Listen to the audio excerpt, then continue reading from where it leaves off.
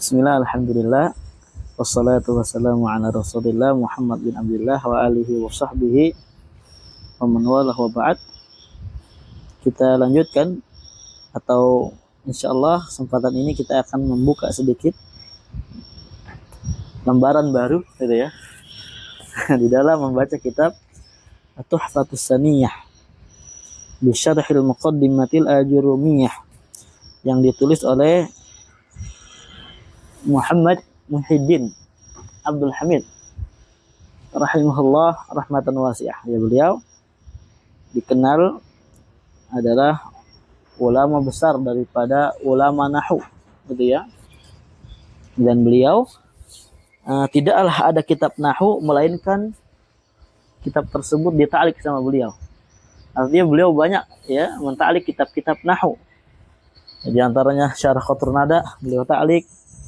Kemudian banyak, kemudian Syarah Alfiyah, Awdhul Masalik, segala macam ditaliknya sama beliau. Nah, insyaallah kita majelis kita ini tentang Qatrun Nada ini Al-Ajurumiyah ini ya sedikit demi sedikit, perlahan demi perlahan, yang penting pasti ya. Baik, langsung aja ke halaman 35 biar enggak banyak-banyak ngambil waktu karena majelis kita terbatas waktunya. Jadi langsung ke halaman 35 ke inti daripada kitabnya. Qala bismillahirrahmanirrahim. Qala al-musannif, berkata musannif, wa huwa Abu Abdullah Muhammad bin Daud As-Sanhaji al-ma'ruf bibni Ajurrum wal mauludu fi sanah 72 wa 600 wal mutawaffa fi sanah 23 wa 700 min al-hijrah an-nabawiyyah rahimahullah rahmatan wasi'ah. Ta'riful kalam. Di sini ada tutup kurung, buka kurung, ini bukan daripada kaulnya Ibnu Ajurrum ya, akan tetapi tambahan ini. Kita langsung katakan di sini al-kalam huwa lafdzul murakkabul mufidu bil wad'i. Sebelumnya di kitab Al-Muyassar dulu kita belajar dari awal itu adalah kalimat. Ya, kalimat ada 3, ada isim, ada fi'il, ada huruf yang memiliki makna. Yang mana 3 kalimat ini atau 3 kata ini, inilah inti daripada perkara yang dapat menyusun kalam atau jumlah mufidah. Kita katakan dulu demikian gitu kan. Adapun sekarang di sini Al-Imam Ibnu Ajurrum rahimahullahu taala beliau memulai langsung daripada definisi kalam. Ya, mulai dari definisi kalam, baru nanti beliau bagi yang menyusun kalam itu adalah ada 3 kalimah. Kalau dulu kita kalimah dulu ada 3 kalimah ini menyusun kalam. Ya. Kalam itu disusun dari 3 kalimah. Kalau ini kalam dulu dijelaskan apa itu kalam, kemudian baru dirinci sama beliau. Kalam itu disusun oleh ini gitu ya. Nah, makanya dikatakan sebelum dia al-kalam huwa lafdzul murakkabul mufidu bil wad'i. Aqulu lil lafzi al-kalam makna yani. Saya katakan, kata Syekh rahimahullah, bil lafzi al-kalam, lafaz kalam itu memiliki 2 makna. Ya, dikatakan di sini kalam ini memiliki 2 makna. Ahaduhuma lugawiyyun. Makna pertama itu adalah makna dari sisi bahasa, ya, menurut ahli lughah. Wa tsani nahwiyyun. Makna kedua adalah menurut para ulama nahwu, dan inilah yang sedang kita bahas sekarang. Yang kita fokuskan itu adalah menurut an-nahwi, para ulama nahwu. Amal kalamul lugawi, adapun kalam menurut ahli bahasa, terjemahin ya kalau nggak ngerti. Jaki, ada pulpen sih? Catat ya. Nih, sama pinjemin dulu.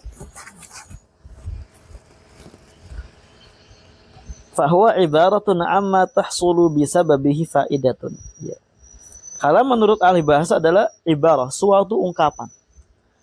Amma, tentang perkara, tahsulu bisababihi, dengan sebab perkara tersebut, tahsulu faidatun, akan menghasilkan yang namanya faidah.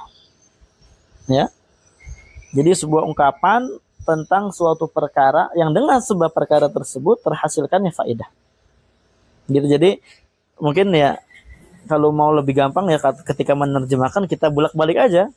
Jadi kita acak-acak gitu. Ibarah amma tahsulu faidatun bisababihi gitu.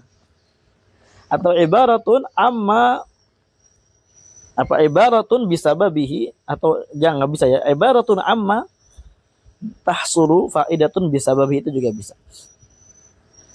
Sawaun akana lafdhan am lam yakun. Sama saja. Naam.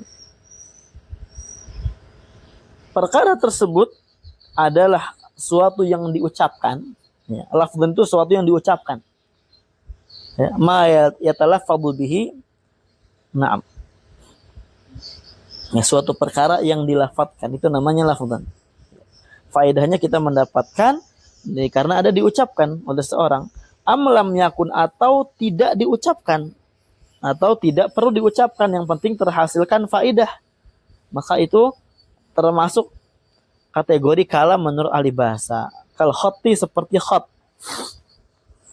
Seperti apa? Khot. Khot ini tulisan. Wal kitabah. Apa kitabah? Ya, sama ya. Wal isyarah. Isyarah ini apa? Isyarat. Suatu isyarat. Nah, contohnya untuk mengisyaratkan ke fulan atau mengisyaratkan ke siapa dan semisalnya. Nah.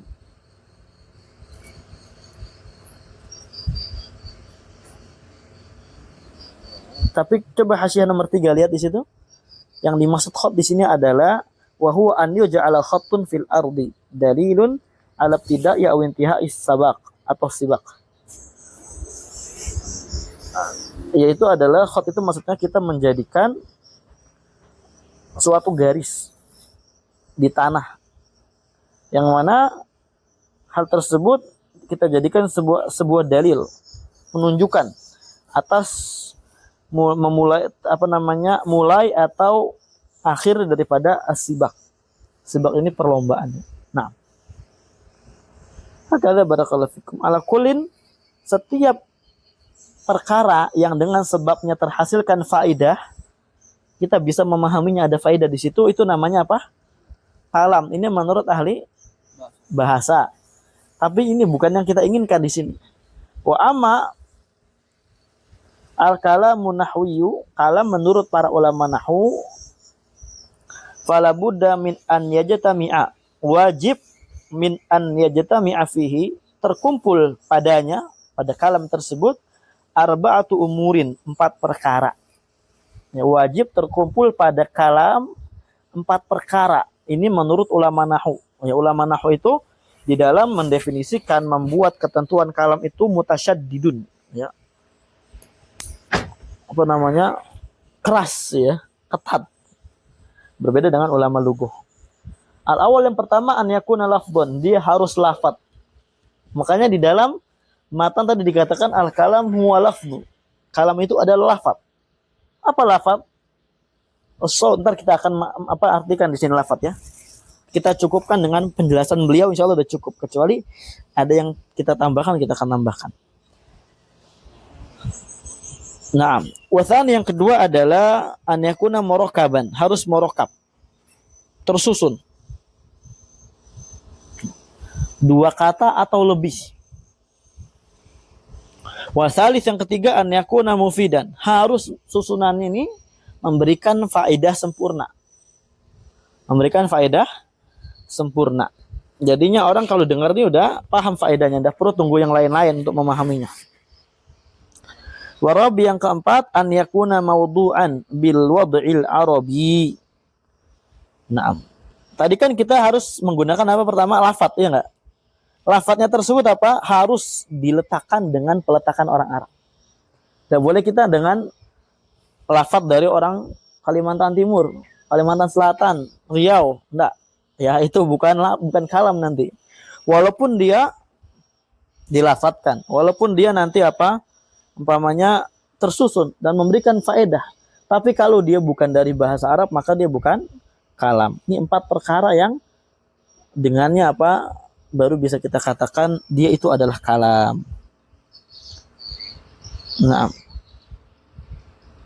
insyaallah rinciannya besok kita akan lanjutkan ya. Ilahuna alhamdulillahirabbil alamin.